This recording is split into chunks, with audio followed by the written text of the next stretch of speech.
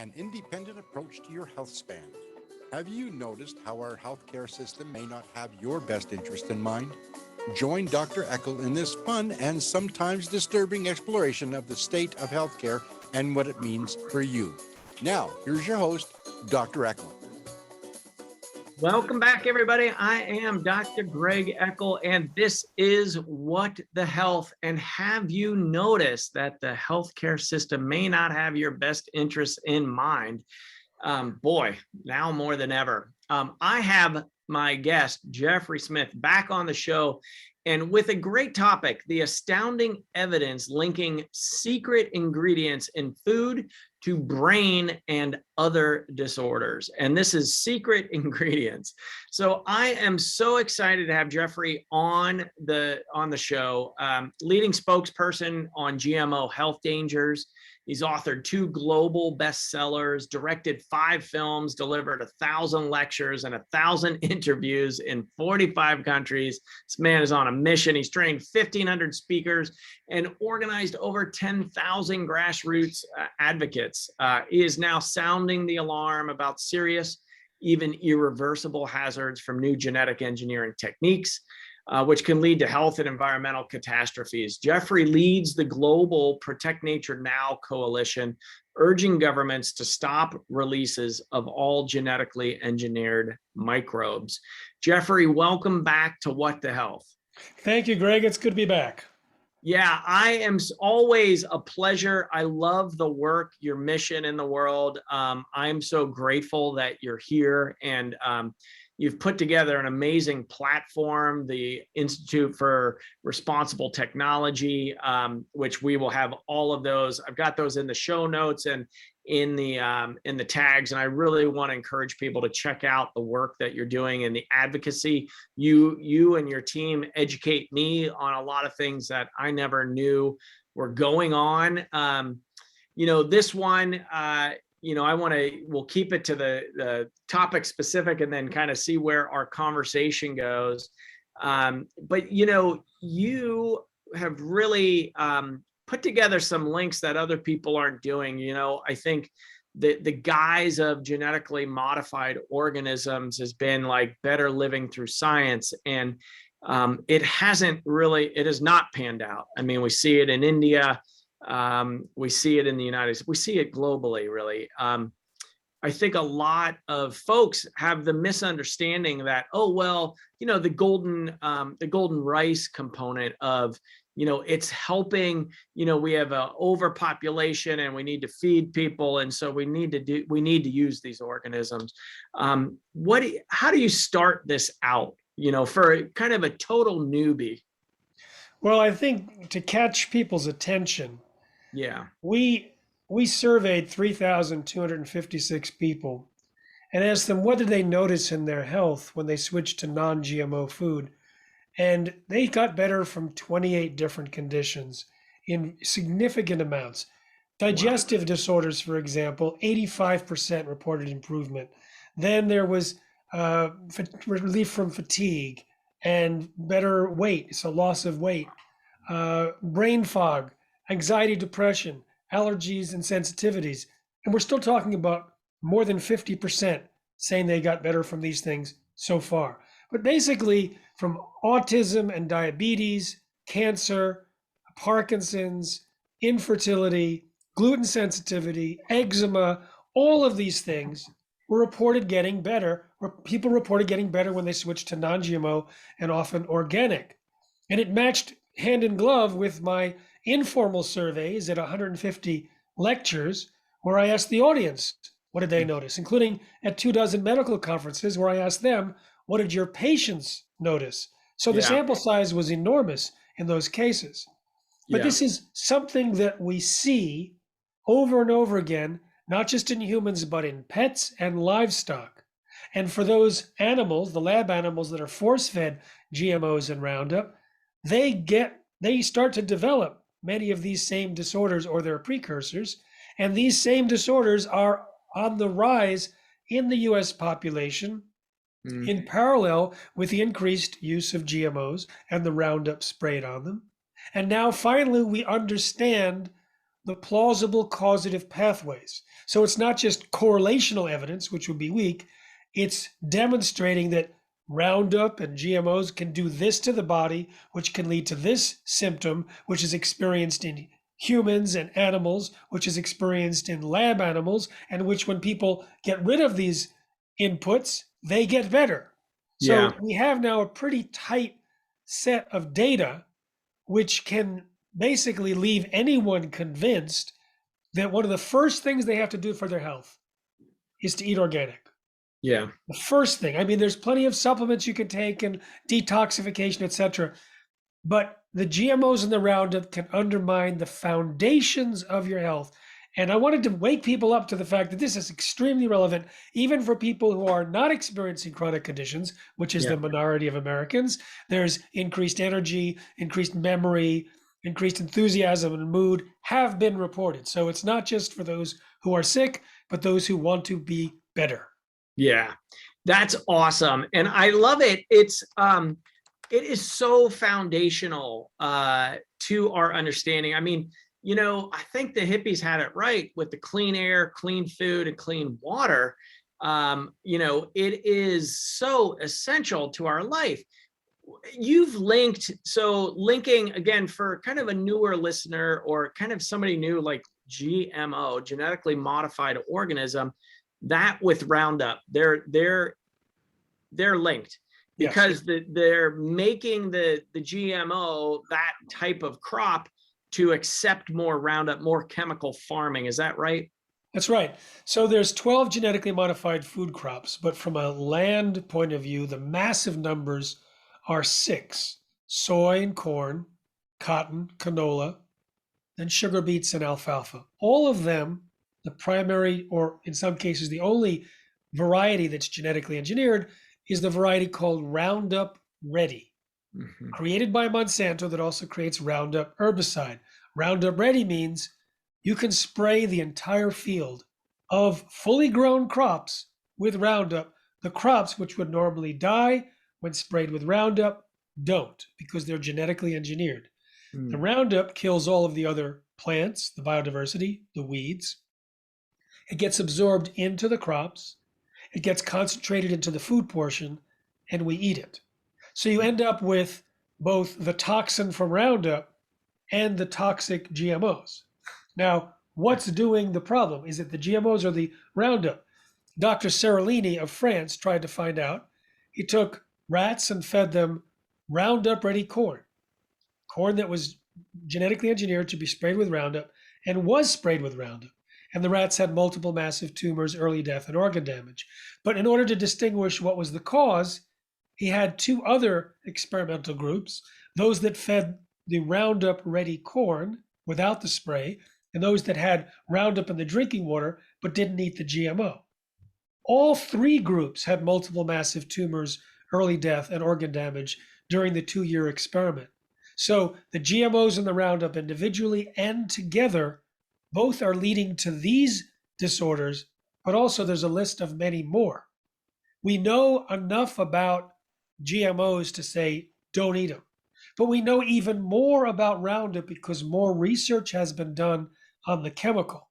And when you talk about foundational, Greg, it blocks the absorption of minerals. It's an antibiotic which damages the gut microbiome. It can cause leaky gut. It can cause deficiencies in melatonin, serotonin, and dopamine. It can threaten the balance of estrogen and testosterone and other hormones. It damages the DNA and can lead to cancer. It's a probable human carcinogen. It is linked to birth defects and also epigenetic changes for future generations. And I'm just getting started. It blocks, it suppresses digestive enzymes. It damages the mitochondria. There's so many things that it does that we know about, so that when we list the 30 diseases and show the charts showing these diseases rising in parallel with the increased use of Roundup, we can explain the plausible causative pathways as what's causing this rise of millions and millions of diseases. Now, I noticed there you were cautious with your wording around probable cause of cancer. Wasn't there just a huge settlement by Monsanto in a cancer claim case of billions of dollars? Yes, you were very, very keenly aware of my wording, Greg. Yeah. So here's the transparency. I'm very careful about what I say not to overstate, because scientists, they're kind of overly conservative. They may say converging lines of evidence suggest it might be raining. I mean, they don't like to say anything definite. And so if they're going to talk to me, they have to know that I'm not going to overstate what they say. So Okay. I'm very careful. In the case of cancer, the wording is very specific. It was created by the International Agency for Research on Cancer, which is part of the World Health Organization. They evaluated and said that glyphosate, the chief poison in Roundup, is a probable human carcinogen. That's a class 2A carcinogen. They said it does cause cancer in animals because there's plenty of animal feeding studies, but there's not enough studies in humans, fortunately, to determine that it is a definite human carcinogen. So according to their definitions, it is a probable human carcinogen. Then during these Roundup cases, the juries were presented evidence which was astounding, jaw-dropping, shocking. We can share some of it. And they determined not only did Monsanto's Roundup contribute to the plaintiff's non-Hodgkin lymphoma, but that Monsanto had acted with maliciousness and specifically disregarded the health of the plaintiffs, covered up the evidence, and gave the false impression of safety. From determining on their own, telling their own patients, their own employees, make sure you wear gloves and boots and the proper equipment and masks, and then putting in a commercial on TV, someone barefoot wearing a tank top and shorts spraying Roundup. But it gets worse. What I've been talking about in terms of checkbook science versus real science, a classic example came out during the court case. Exactly what I've been talking about, just vintage Monsanto. When they wanted to determine how much Roundup gets absorbed into human skin, which is a necessary test for the EPA, they took human cadaver skin, dead humans, and they exposed the Roundup and found about 10% absorbed, which was over 3 times the allowable level. So they hid that evidence. They never turned it over to the EPA, probably illegal. Instead, they took human cadaver skin and baked it for a long time in an oven. But that wasn't good enough. Then they froze it. Then they took this leather-like human skin, applied Roundup, and said, "Oh, hardly any gets absorbed," and reported those numbers. What? So this is the Monsanto checkbook science. It's like people say, well, how can a company put into the marketplace something that's so unsafe? Don't they have a conscience? Well, in 2017, I debated a Monsanto toxicologist on national television called The Doctors. And she said, with a smiling face, as a scientist and as a mother, I have complete confidence in this.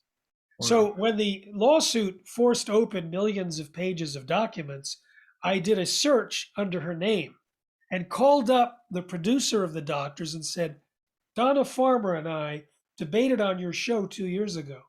She expressed confidence, but now we understand what she said in public was very different than what she says in private. She ghost wrote an article on behalf of Monsanto, took out her name, took out Monsanto, and took out the link to miscarriages. She acknowledged that the exposure of Roundup to rodents could have caused death in one particular experiment and tumors in another, and even told another employee in an email that we can't say Roundup doesn't cause cancer because the research hasn't been done. So when the Doctor's producer looked at that, like, whoa, now we have the real story. They invited her and me back on, the Donna Farmer and me. Donna Farmer from Monsanto didn't come on, but I brought on the plaintiff, a plaintiff from one of these cases, and the attorney. And for the first time, the Doctors spent an entire episode on one topic, and it was the dangers of Roundup and the cover-up. And then it got really interesting because soon after the Roundup trial started, and then the layers of fraud became apparent. How they had Hmm. ghost written articles, paid off journal editors to retract articles, um, got their front groups and their front scientists to do their bidding, and all the while hiding and covering up evidence with such fraudulent research that one of their executives ended up in jail because he would get transferred over to another lab to oversee the Monsanto research before coming back to Monsanto. That lab got busted, and it was considered one of the greatest scientific frauds in human history because they were handling the toxicological tests for Ah, 40% of the pharmaceuticals and chemical companies, and it was all fraudulent. wow. I mean, that it is, and I think I said this the last time you were on, is a crime against humanity. You know, Professor Seralani is one of my heroes. I was so grateful I got to see him in person with his first kind of live lecture in North America. He's Nice. reporting this data, and it's like, wow, you know, it is it's amazing that it's not just glyphosate, in that what he showed in his research was that the full chemical composition of Roundup is like 99 times more toxic than just the listed active constituent. You're Right? good. You're good, Greg. Actually, in the highest formulation, it was 125 times, but you're absolutely right. Yeah. So people, I just want to dismiss anyone still holding on to the myth that our regulatory agencies are protecting us.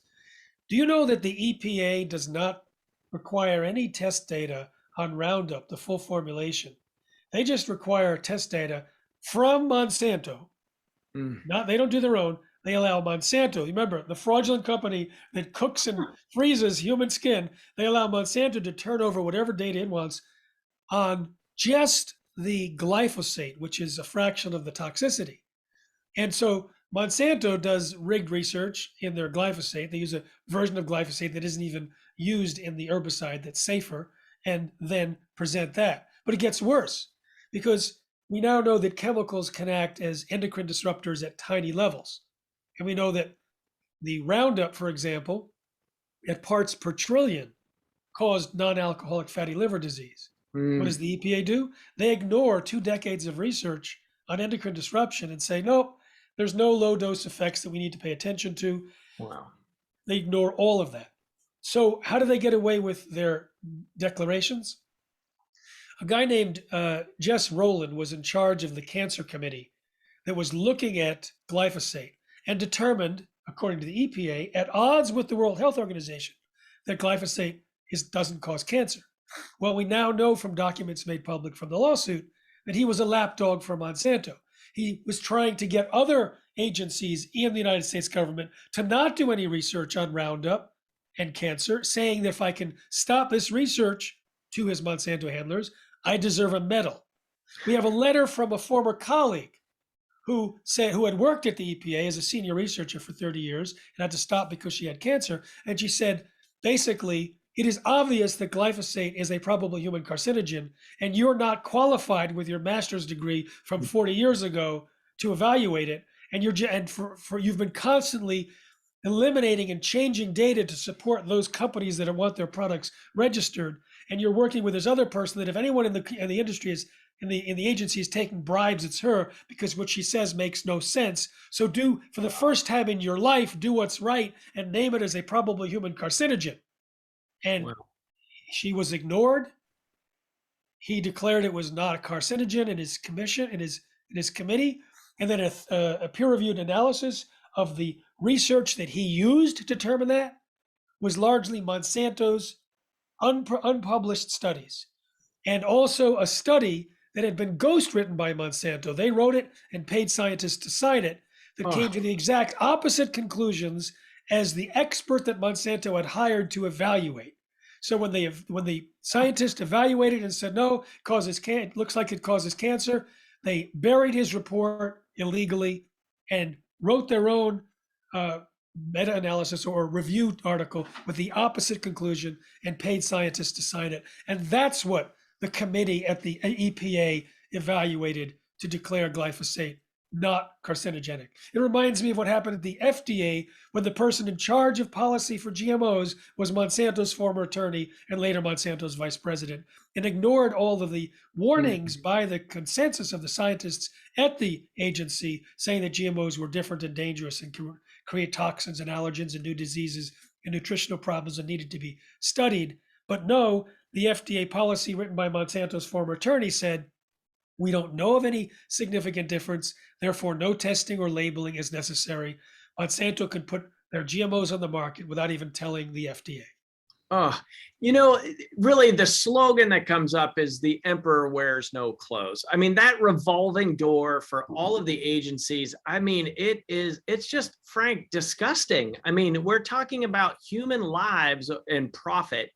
I don't know if I shared with you, but about 3 years ago, I was sitting in I'm originally from Johnstown, Pennsylvania, and I was sitting in a restaurant. It's an all-you-can-eat restaurant called Eaton Park. And I looked around and I just looked at like families, my family, like there's just obesity everywhere. I call it a food desert. No offense to folks in Western Pennsylvania, but the quality of information that's going down the hatch is causing disease. Like this is, we're gonna get back to the secret ingredients here. And I just thought, wow, this is criminal. We're treating people as a profit. Like, how much junk food can we shove down the gullet? And then how many drugs can we sell them before they die? It's almost like there's an economic equation of what each American will make for big pharma and the big ag or chemical companies. And so I think this has got to end. That's why I'm so grateful to have you on the show and your advocacy and education, because a lot of people, I mean, clearly we're not getting this from mainstream media.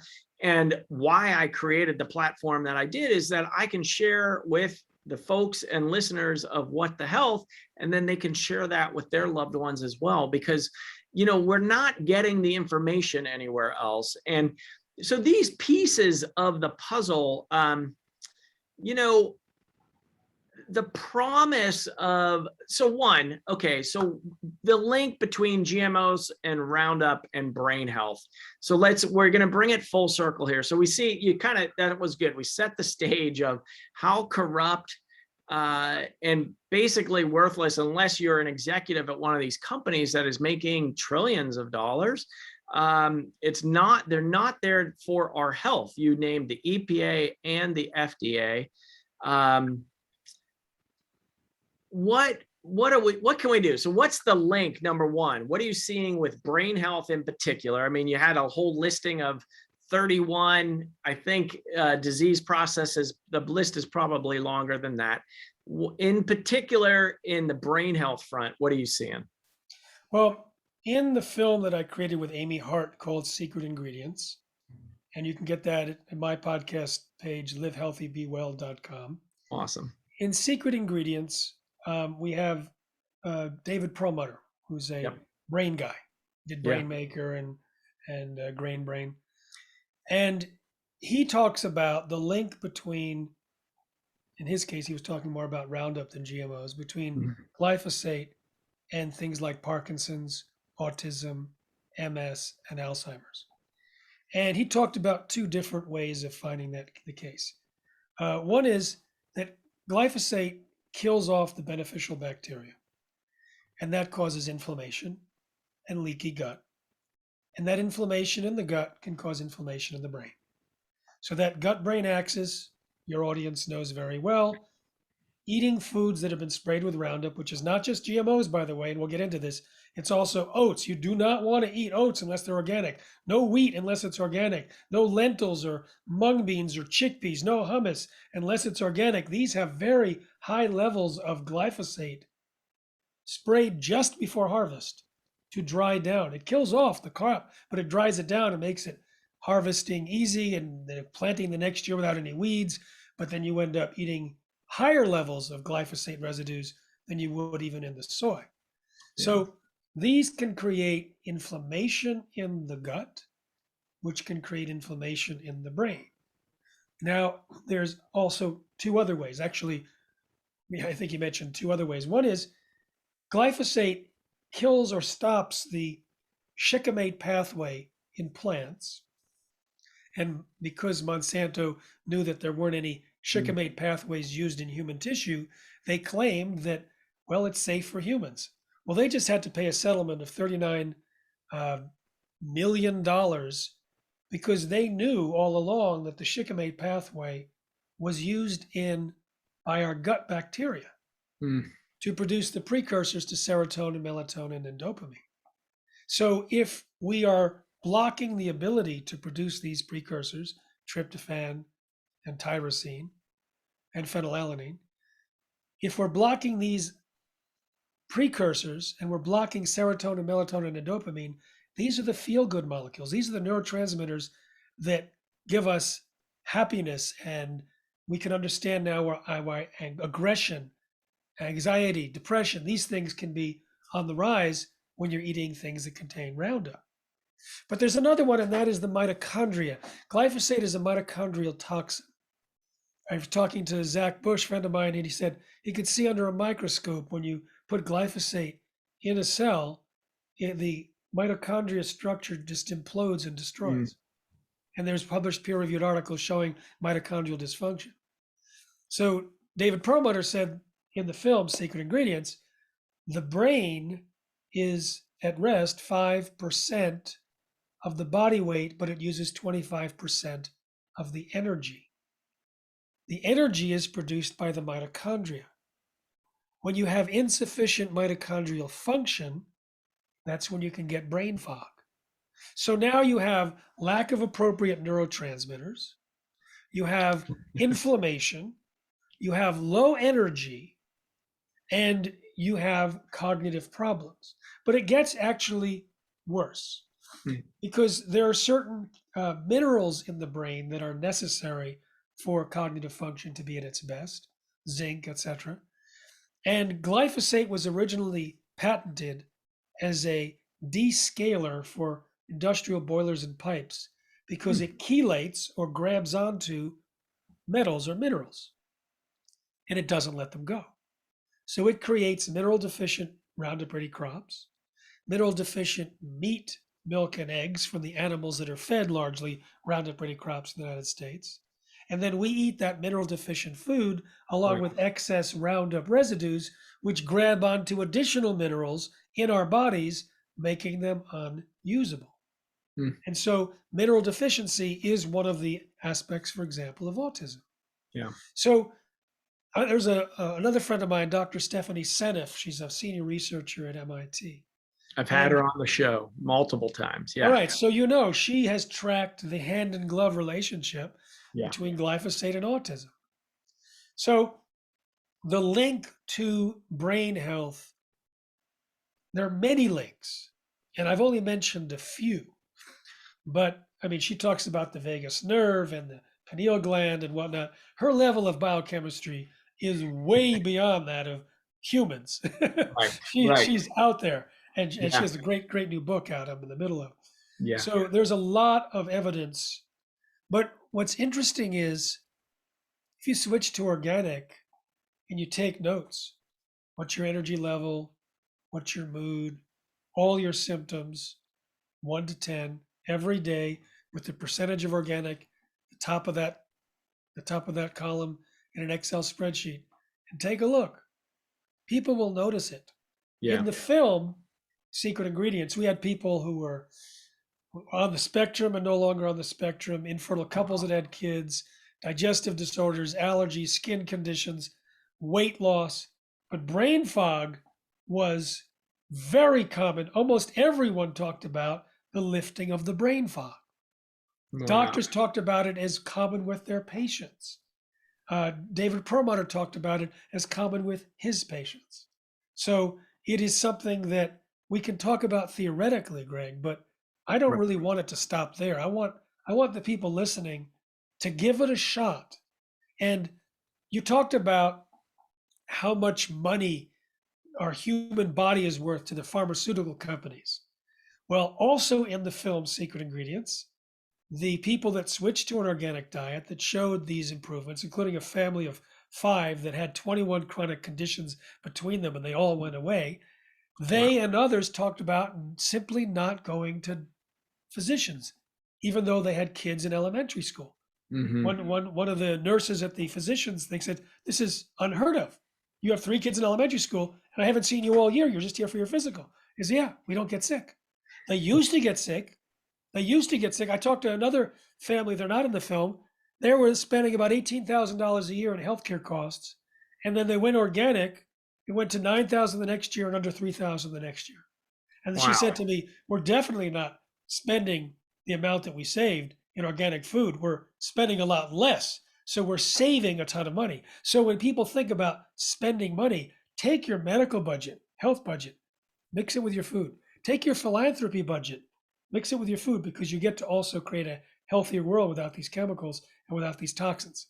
So that way we can reframe the importance of eating healthy so that you can't afford not to, and Yeah. then see what happens. I love that. And that is really creating a new economy. Oftentimes that is the first objection of, oh, organics are so expensive. It's like, no, actually the alternative is so expensive. I mean, Yes. the childhood illness, it's like 54% of children now have chronic illness. Like that is the highest ever. What, like, well, what is the cause? Well, here we're bathed in this stuff. I mean, I'm still so surprised you can just go down to the grocery store and pick up your Roundup. Like it's still sold everywhere and people are still using it, spraying toxins in theirs and the neighborhood and the community. Yeah, so it is. So this promise, I mean, obviously, yes, eating organics. I want everybody listening. That is the action plan. And I would love to hear back from you if you do this, implement it with you, your family, and get back to us and, get out. We're going to get the secret ingredients link for you guys in the show notes as well. And you can go to Jeffrey's websites. I put all of the places you can connect with him. Organics aren't more expensive. I mean, we've got to change the whole economy because we basically have a disease sick society. So the component I wanted to make sure that we hit on, the promise of genetically modified or genetic engineering. So, what is the future of genetic engineering and what's the most concerning aspects of this? Because the last time you were on, we talked about the mosquitoes getting released in the Keys. Now, unfortunately, that did happen, right? We released genetically modified mosquitoes in North America with really no game plan other than, oh, this is going to help us. Where are we at? What's the future hold here? Well, it's interesting you mentioned mosquitoes because we just finished a comment period on our protectnaturenow.com website trying to get the EPA to turn down the proposed release of mosquitoes now in 12 California counties and an extension of that Florida trial by 2 years, even though the company never released any data from the original trial. So they've been hiding evidence and trying to get more permissions. But your question is important, and we're going to shift over from food to an existential threat from GMOs. If you go to protectnaturenow.com, there's a 16-minute film that I did called "Don't Let the Gene Out of the Bottle." It's my 5th film, but certainly my shortest, and it's fast-paced, 16 minutes only. And in the beginning, you hear about a genetically engineered bacterium that was created for the benefit of farmers that was almost released into the environment. And had it been released, according to the PhD scientist that was interviewed, it could theoretically have ended terrestrial plant life on planet Earth. We're talking not a catastrophe, a cataclysm. Yeah. Ended terrestrial plant life. We talk about another genetically engineered bacterium that, if it had been released as planned, could theoretically have altered weather patterns. We talk about the microbiome as critical for health for humans and for the environment. According to microbiome expert Kiran Krishnan, we outsource 90% of our daily metabolic functions to our microbiome. We can get away with only 22,000 genes in our cells, less than earthworms, because we draw on the 3.5 million genes that are part of our microbiome. We've co-evolved with that microbiome so that certain milk digesting bacteria migrate to the birth canal before pregnancy, before delivery, so it inoculates the newborn with the bacteria necessary to digest the milk.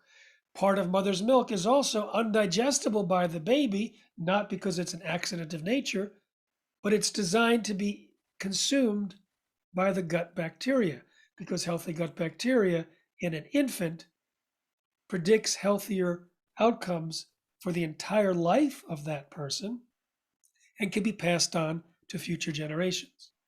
The gut microbe, the microbiome will help prevent disease, will help treat disease. It moves around us. It is part of who we are in such a big and elegant way that it's mind-blowing. And yet, if you genetically engineer a microbe and release it in the environment anywhere in the world, it can travel. We didn't need a pandemic to know that microbes can travel. It can mutate. We may not know that microbes go to swap meets and exchange their genetic elements with other microbes, even other types of microbes, other types of species.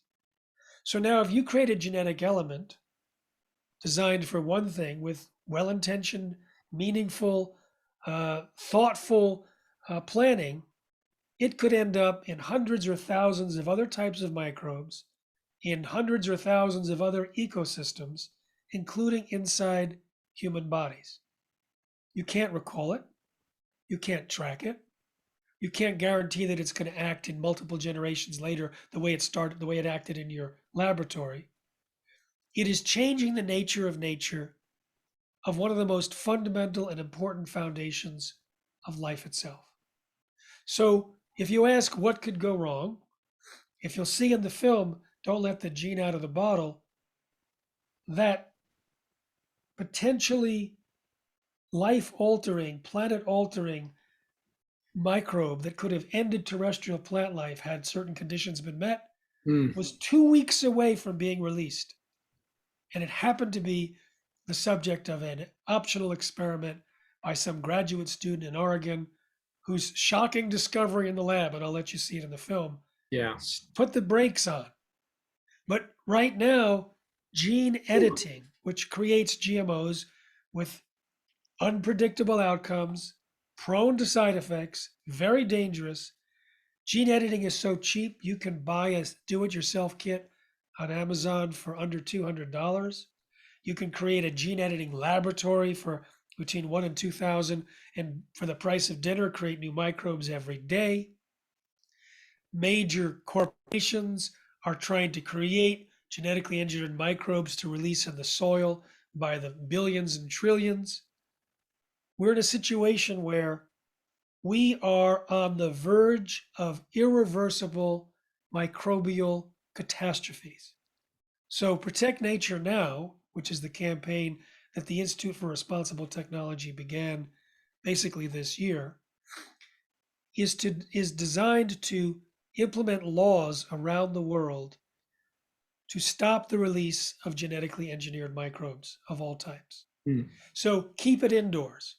But even indoors is not safe enough for certain microbials, where if they were released, they could create pandemics. So we're also against what's called gain of function research, where you take potentially pandemic pathogens and make them even more dangerous.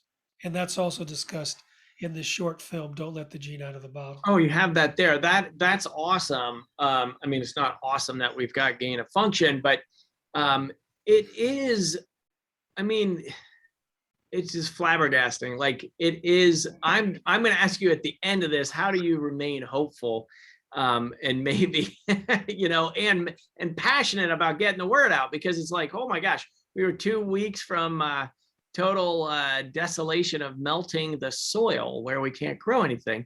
The gain of function, obviously, that's a big discussion now. You know, is it that these are then, the motive is monetary because then you can patent the discovery because it's new, right? Well, the gain of function, I speak to virologists and others about this. There's a concept that if you enhance a potentially pandemic pathogen so that it becomes a real pandemic pathogen, then you know what steps it needs to go through in nature to mutate. Hmm. And so you can theoretically create a surveillance mechanism to catch it. Now, it's never worked. No one's ever done that. The other theory is, well, if you can create it in advance, you can then learn to prevent it or treat it, create vaccines. No one's ever done that either in Right. terms of using this gain of function. And there are other main means of preparation and surveillance that don't require putting the globe at risk, Right. creating, like as we show, a potentially pandemic pathogen that was as much as 24 times more deadly than the COVID-19 virus. And that could have theoretically decimated the human population had it been released. But under normal conditions, it is hard to catch. You need to be around birds a lot to catch this avian flu. But the genetic engineers are airborne, which is like, are you serious? Right. Everyone knows at this point, because of the USA Today report, there are thousands of accidents, more than 1,000 accidents, let's say, that have been reported in biosecure laboratories. Some of the most secure in the world, including the CDC's anthrax and flu labs. They had to shut down years ago because of accidents that were made, human error and other things. So uh, it's simply tempting fate in a way that no one should allow at this point. So we want to implement these new laws. So when you go to protectnaturenow.com and you watch the film, there's an advocacy platform where you go there, click on it, put in your address, and all of your elected officials show up. In a single click, you've sent them a message. Then your media in your area show up, single click. Then you could put something on the elected officials' social media or your social media, depending on how we set it up. Each month is a different campaign. We've done a campaign promoting the film to media and members of Congress, for example, not just Congress, but it's available for elected officials in the US, Canada, Australia, EU, and the UK. So we've sent tens of thousands of letters and messages to them through this advocacy platform. We most recently did mosquitoes because we're trying to stop the release in California. We're going to be focusing on regenerative agriculture soon because regenerative agriculture holds promises that are unbelievable for the planet, including stabilizing climate and all these things. But it's all based on the working microbiome of the soil, which Right. can be damaged or destroyed by releasing GMO microbes. We did a whole campaign on the gain of function. We have white papers and articles, et cetera, et cetera. So when you go to Protect Nature Now, please go to that platform. Take 2 or 3 minutes. If you have a little more time, customize your message. That's even better. And then while you're there, I'd like to encourage you to make a recurring donation to Protect Nature Now. We're a 501c3 at the Institute for Responsible Technology. And we need to stop this madness instantly. We can't wait. For 25 years, I've been working on the GMO issue. I pioneered the messaging on the health dangers. I wrote the book Seeds of Deception, which was the global bestseller. I trained people to speak on the health dangers, interviewed dozens of scientists and doctors so that I got it right. And we created a global movement based on that with Sure. many other players now. And together, we inspired 51% of Americans and 48% of the world's population to the correct belief that GMO foods are not safe. So we were successful in a consumer education campaign over 25 years to achieve the current tipping point that's underway. We don't have 25 years now. If we waited 25 years to stop genetically modified microbes, there may be more than 1 million different types released into the environment by then. And future generations may be cursing us for as long as they exist on our folly. It's Yeah. like, many people have heard about the release of rabbits in 1859 in Australia. 24 rabbits released so that settlers would feel more comfortable and at home so they can hunt the rabbits. Well, rabbits multiplied like rabbits, and by the 1920s, there was over 10 billion. Ugh. If you talk about microbes, there'll be over 10 billion on a weekday. It's like they can travel around the world, not be limited to one continent, and influence Mm. entire ecosystems in ways that we can't yet predict or understand.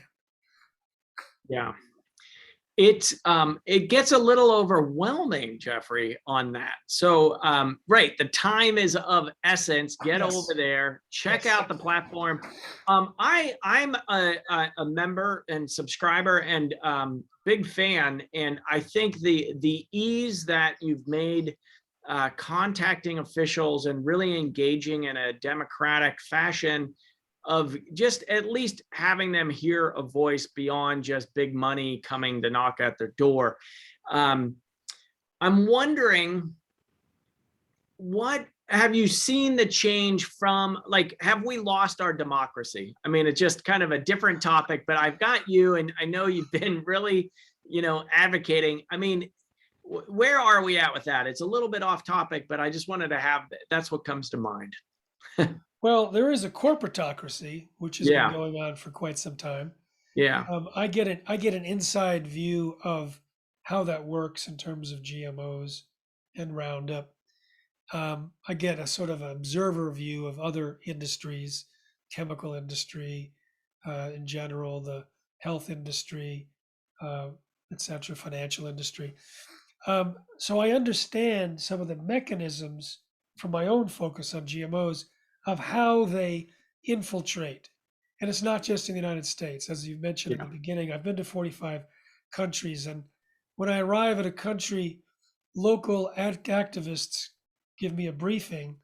And there's always an exact description of which ministries or ministers are captured by Monsanto. Mm. And I sometimes will talk to the minority of the committees that approve the GMOs, and they're frustrated and they want to pull their hair out because they say the majority was assigned by the pro GMO government and industry, and they don't even read the dossiers we create. They don't Wow. even read the risks. They just rubber stamp the approvals. And I've Hmm. seen that in Brazil. I've seen that in India. I've seen that in places all over the world. Now, what's interesting is that for 25 years, even though I did affect policies in many countries, in some cases quite substantially, my focus in the US was not policy, it was more consumer behavior to drive the marketplace. But with microbes, it's not going to be your shopping in the supermarket that's going to Right. make the difference.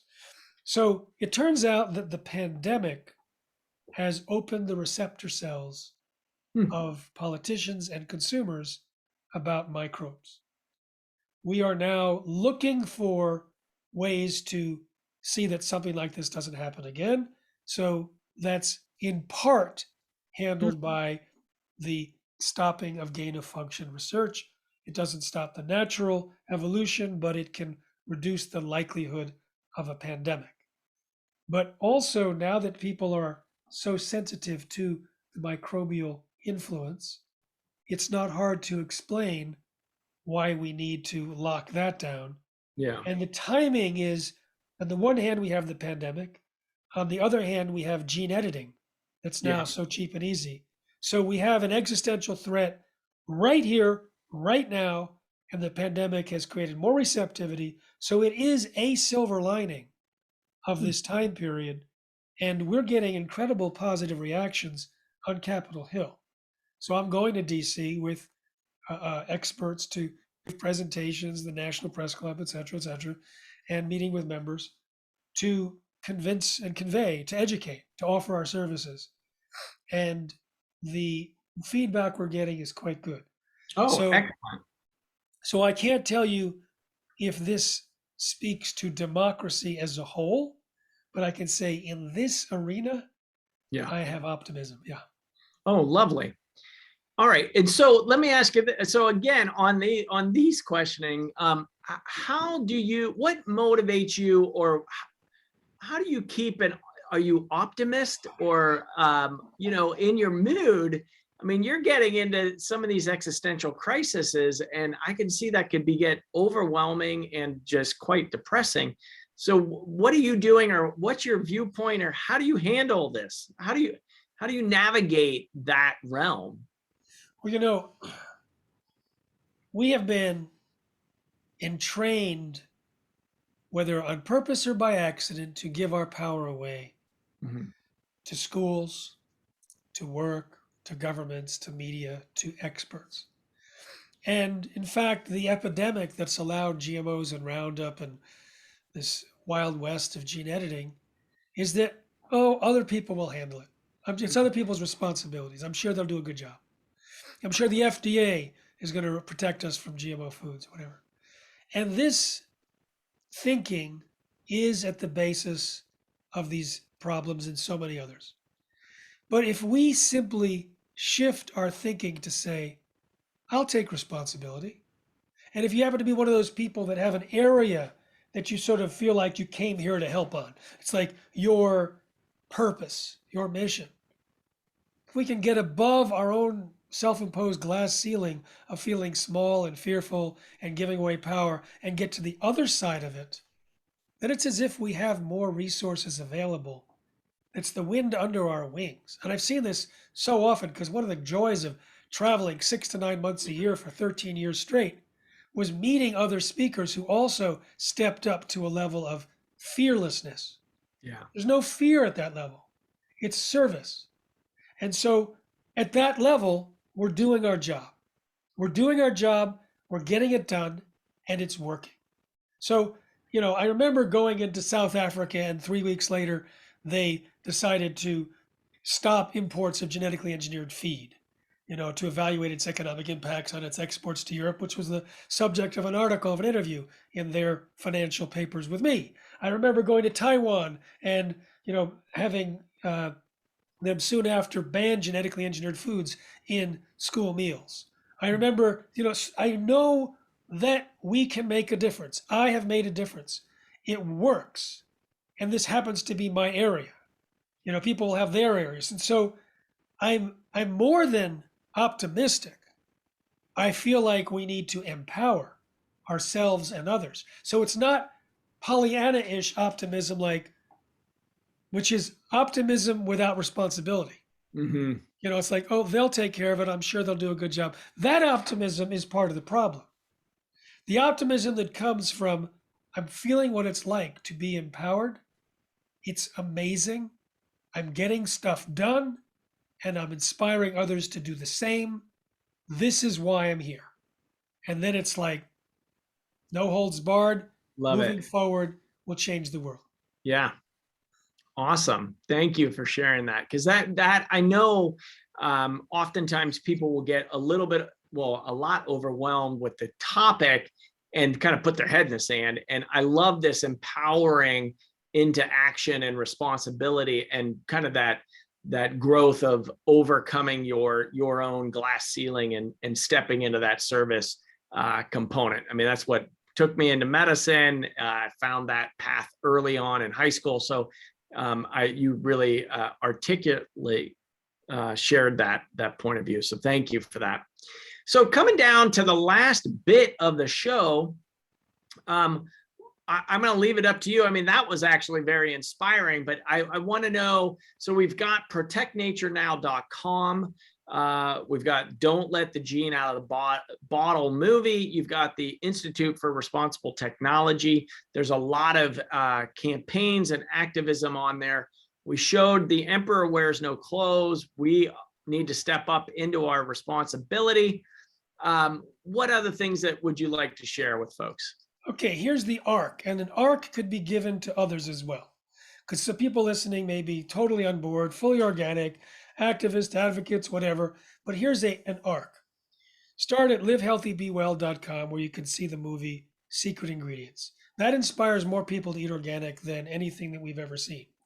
When they want to go to organic, you can help get support from a 90-day lifestyle upgrade or Healing from GMOs and Roundup Summit, which are there. But you can then go over to responsibletechnology.org and take a look at, when you can't eat organic all the time, there's a report of the glyphosate levels in lots and lots of different types of food. So when you can't eat organic, you know what to avoid. There's also a list of all the GMOs. So get inspired by secret ingredients. Go to responsibletechnology.org, learn how to change your diet. Now that you've taken care of yourself, go to Protect Nature Now and take care of the world. Watch the film, go to the advocacy platform, make a donation. And then while you're at it, share it all with someone else. You can bring them through the cycle, depending on where they are. You can bring them straight to Protect Nature Now. Whatever works, we all know our friends better than anyone speaking on a podcast. And I tell you one thing about our friends. For those of you in the audience who are like the people that your friends run away from when it's time to talk about food because you're always proselytizing about organic, their eyes glaze over, they change the subject, they cover their face. If you want to go organic, you may not be the best person to talk to them about it. Show them the film. People have come up to me and said, my daughter would never go organic until I showed her. My spouse would never go organic until I showed her. So this is the technique you can use so that you're off the hook. Let us do the heavy lifting to convince people to go organic. And I think you'll find that it works. Love it. I love that. Yeah, you're making it easy for the transition. So Jeffrey Smith, thank you so much for coming on to What the Health. Exactly why I created this platform, folks. If you are inspired by this, I don't know how you're not. Share it with 2 friends or family members, the video of our talk today. Get out there, give us some 5-star reviews on your favorite platforms and tell people why. What did you learn? And get into action. I like this challenge of, I'm going to put it out there, doctor's orders of, we're going organic, folks. So get it in there. I want to hear from you and let me know how it's going. If you've got hiccups or questions about it, you can put it on our Facebook channel. You can write into the clinic, wherever. Just get in contact. I'm inviting you to get into dialogue with us because this change needs to happen now.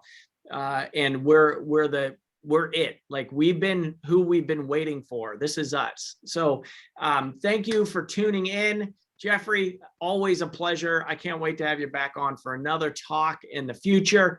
Everybody, this is What the Health, and we are here on the Contact Talk Radio Tuesdays from 2 to 3 p.m. Thanks for tuning in. We'll see you next week.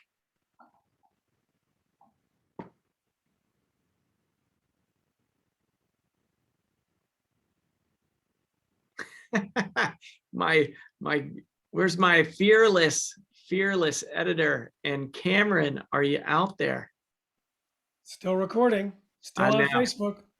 I think what we will do, well, thank you. We'll hang up. All right. Bye, everybody.